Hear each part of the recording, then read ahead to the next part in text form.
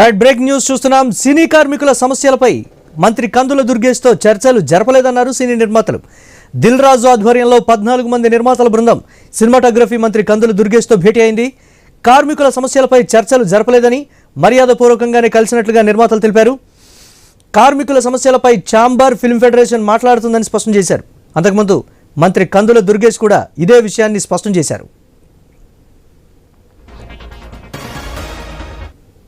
ఇప్పుడు కార్మికులు సమ్మె చేస్తున్నారు కాబట్టి ఆ సమ్మె విషయంలో దాని గురించి ఏం జరుగుతుందో చెప్పడానికి వస్తున్నారేమో అనుకుంటున్నాను నేను. అంతే, వారు చెప్పే విషయాలను వింటాం, అటు కార్మికులతోనూ వారు చెప్పేవి వింటాం.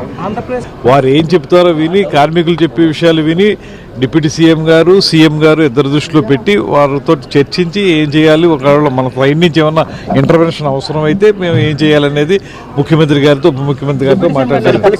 వీరు అక్కడ బహుశా కలవచ్చు అండి. నాకు ప్రస్తుతానికి అయితే మనకు వచ్చి ఊరికి మాట్లాడి వెళ్తాం, మేము ఏ టైంలో మీరు ఉంటారని అడిగారు. నేను ఇవాళ విజయవాడలోనే ఉంటున్నానని చెప్పాను. సెక్రటేరియట్లో ఇక్కడికి వస్తా అన్నారు, రండి అన్నాం. జనరల్గా వారు దీనికి అందరికీ ఫిల్మ్ ఛాంబర్ అండి జనరల్గా చూడవలసింది.